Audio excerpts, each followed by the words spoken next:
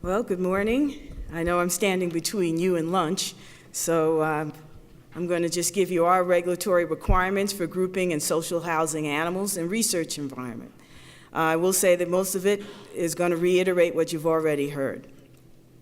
So the outline, I'll talk briefly, just an overview of the Act and the regulations, and then some common generalities that you see in the animal welfare regulations, common themes, compatibility, space requirements, innovative housing, veterinary responsibilities.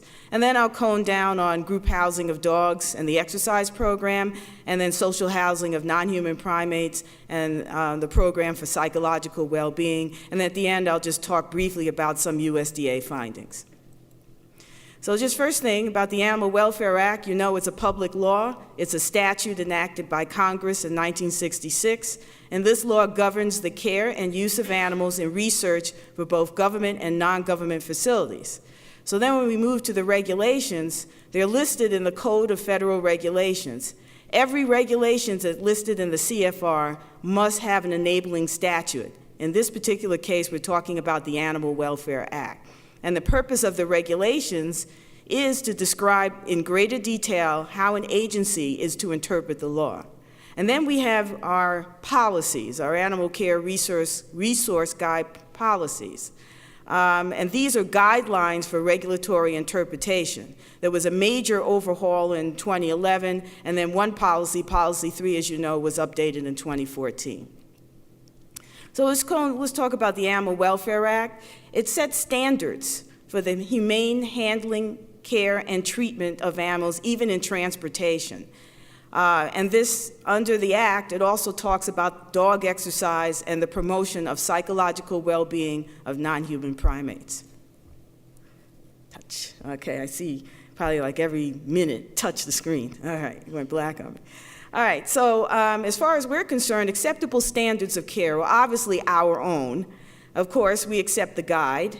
We also accept the Ag Guide and journals and other publications.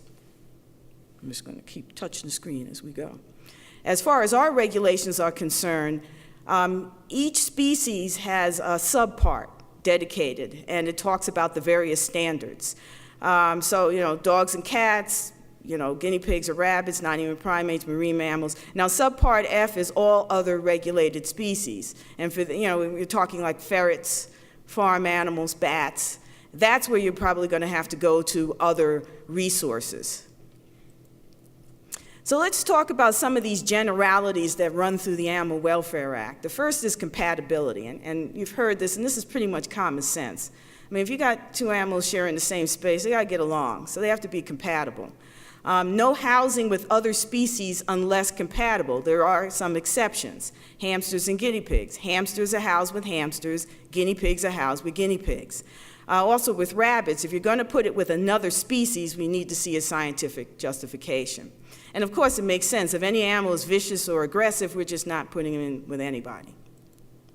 The other thing is minimal space requirements. So what we're looking for is these animals have to have the ability to make normal postural and social adjustments with freedom of movement. And each species has a subpart, which we saw, which would, you know, and those subparts discuss those minimum space requirements. The only one is subpart F, since it's very general. You know, you're going to have to go to other resources for that. And of course, when we start talking about dams and offspring, there are some space requirements there. In fact, when we're talking about breeding situations, females in estrus or menses are not housed with males unless for breeding, which is common sense. Dams with offspring may be housed with others of the same species, especially in the cases of breeding. The only exception to that is hamsters with litters. And of course, animals with any kind of contagious disease needs to be isolated from other healthy animals. And of course, within the regulations, there's a discussion of innovative primary enclosure. So the definition of that is closures that do not precisely meet the floor area and the height requirements as described in Part 3 standards, but provide sufficient volume to express species-typical behavior. And IACUC approval is required. And of course, lastly, the attending veterinarian. Each research facility must have an attending veterinarian with appropriate authority to ensure adequate veterinary care and oversight of the Animal Care and Use Committee. And of course, there are specific responsibilities outlined for dogs and for non-human primates, which I'll discuss now. So first thing is talk about dogs. So again, we've seen this before. Compatibility. Group housing, animals, there has to be compatibility. No housing with any other species unless compatible. And of course, if an animal is very vicious or aggressive, it can't be removed from grouping. Also, an animal can be removed from grouping because it's under a protocol and that needs IACUC approval, or if the attending veterinarian feels it's in the best interest of the animal's health and well-being. As far as requirements are concerned, you've all seen this formula, so if you're group housing the dog, 6 inches, as far as the height, higher than the tallest dog when standing. As far as floor space requirement, it's the length of the dog plus 6 inches squared over 12 squared, which is 144. So that's what each dog is supposed to have in his group house situation.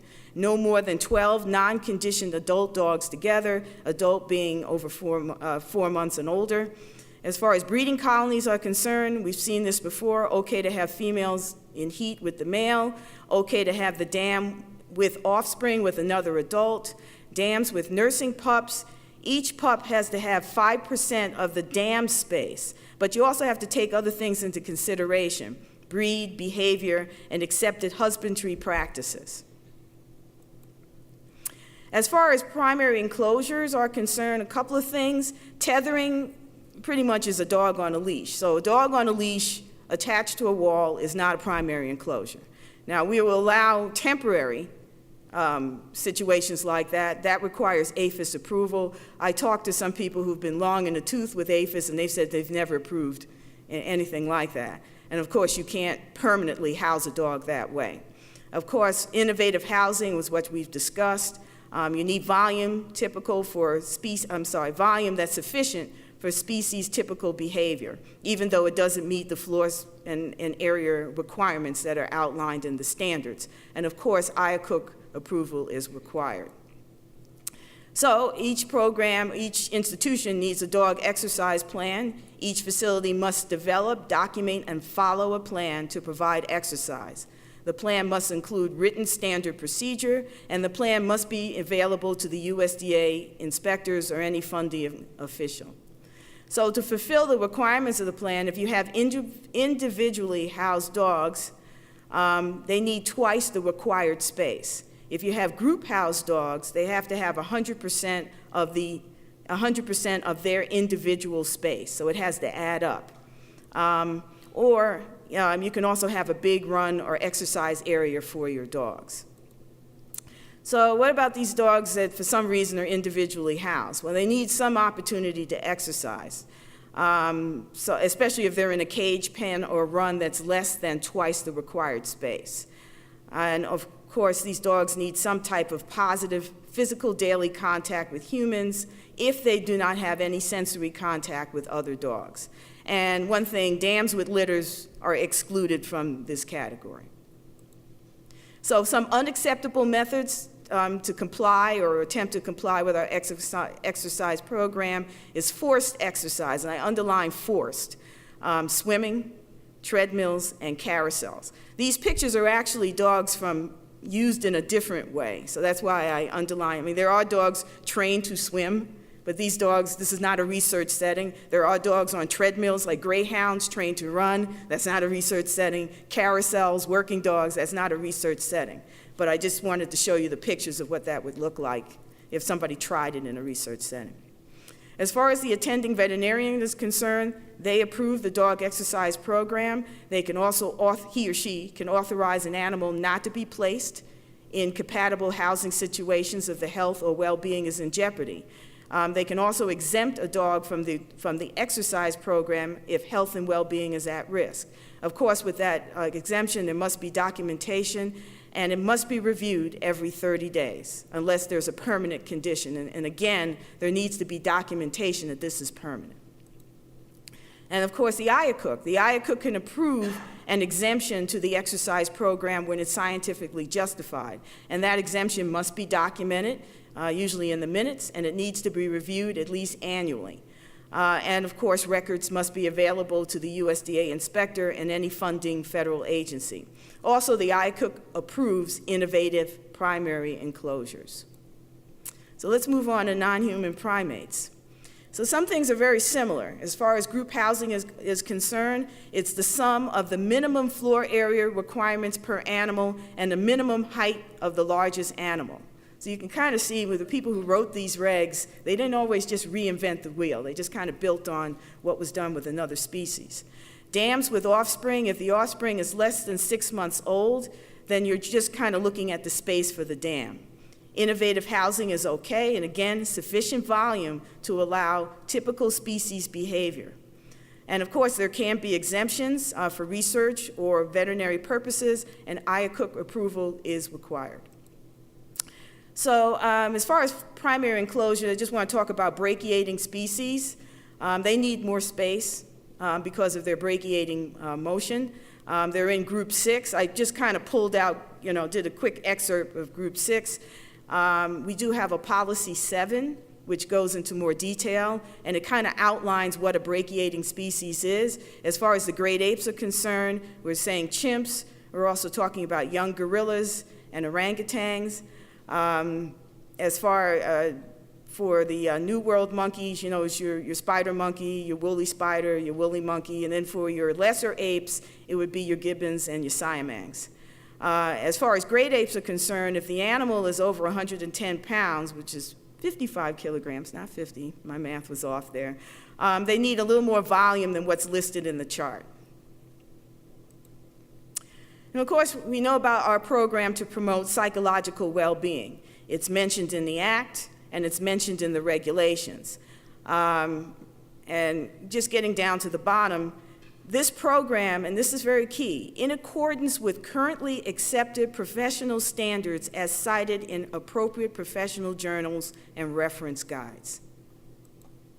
So what's the required elements of the plan? Social grouping, environmental enrichment. There's a discussion on special considerations, restraint devices, and exemptions. But I put this up here to show that didn't tap the screen, that social grouping is one part of the plan. So you have to start thinking about the whole animal, the whole plan. As far as social grouping is concerned, compatibility, determined by professional standards, observation, and the attending veterinarian. Not housed with another species of non-human primate or animal unless compatible. Must be able to see and hear others of the same or compatible species unless the veterinarian feels that that's against the animal's well-being. And an animal can be removed from compatible grouping if it's vicious or has a contagious disease or the veterinarian feels that it's in the best interest of the animal. So the environmental enhancement plan, and this is directly from the regulations, must include special provisions to address the social needs of non-human primates that are, okay, it's going to shut down. Press here to cancel, shut down. Oh, okay, boy, all right, very picky, this thing. I'm going to keep tapping it all the time. So the environmental enhancement plan must include special provisions to address the social needs of non-human primates that are known to exist in social groups in nature. So our position in this, in most cases, based on currently accepted professional standards and group housing standards, group housing is the most appropriate method of ensuring that the animal's social needs are met. And these professional standards are our regulations or the guide or certain journals. And lack of appropriate caging does not constitute an acceptable justification for an exemption. And this is, a word about standards. Professional standards evolve and change over time. Hence, it's recommended to stay informed and keep up with the current literature. And we all know that. If you look at what programs were 20 years ago, somebody tossed a toy in and thought that was enough. Now look how far we've come. And that's not just with non-human primates. Even Dr. Wolf talking about head caps. Now people are seeing, yes, we can socially house. So it's good to stay current with what's going on. So of course, there's some animals that can't be socially housed. So the individually housed animal must be able to see and hear primates of their own or other compatible species, unless the veterinarian feels that that's not in the best interest of the animal. And some of these animals can be a special consideration animal, especially those that exhibit self-injurious behavior. And these require special attention to address that situation. And of course, if they're unable to see or hear another non-human primate, then you have to accommodate that animal in your program. And of course, you know the attending veterinarian directs the environment and enhancement plan, determines the compatibility, and it can exempt an animal from participating in some or all of the plan. And again, there must be documentation, and it needs to be reviewed every 30 days unless it's a permanent condition. And of course, for the IACUC, they approve innovative primary enclosures, and they also can approve an exemption to some or all of the program. Of course, there has to be a scientific justification by the principal investigator, and the exemption has to be documented and reviewed at least annually. And that documentation has to be available to the USDA inspectors and funding agencies. So let me just talk just briefly about our inspections, just really briefly. Some of the citations we see is because there's a problem with the record keeping. It's either inadequate or people can't find them, or there's no indication that the attending veterinarian has been reviewing these exemptions every 30 days. And it does happen that there's been fighting in some, social housing situations, and it doesn't happen that much, but there are issues of citations that have come up. Fighting and whatever, all those decisions are kind of made on a case-by-case basis when the VMO comes in. And some of the factors taken into consideration on what to do, we have the degree of injury to the animals involved, what were the circumstances, was it human error, was it animal behavior, and just how was this program? Not just a program to promote psychological well-being of its non-human primate, but let's say dogs. How is your whole social program structured? So there are a lot of factors taken into consideration before a VMO decides whether a citation is needed.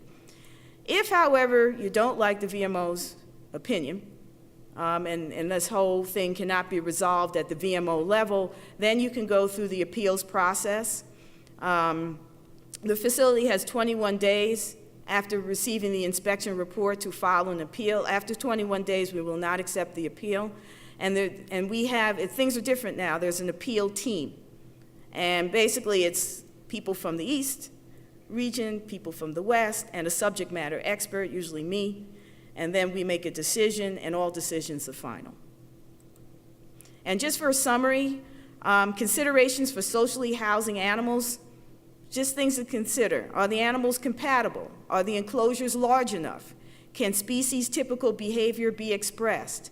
How should non-socially housed animals be handled? And of course, dogs and non-human primates have special programs. There can be exemptions, which could be IACUC or attending veterinarian approved, and attending veterinarian exemptions need to be evaluated every 30 days. And we need to see some accurate records. Thank you. Oh, and we're available for guidance, and you can get updates through our stakeholder registry. Thank you.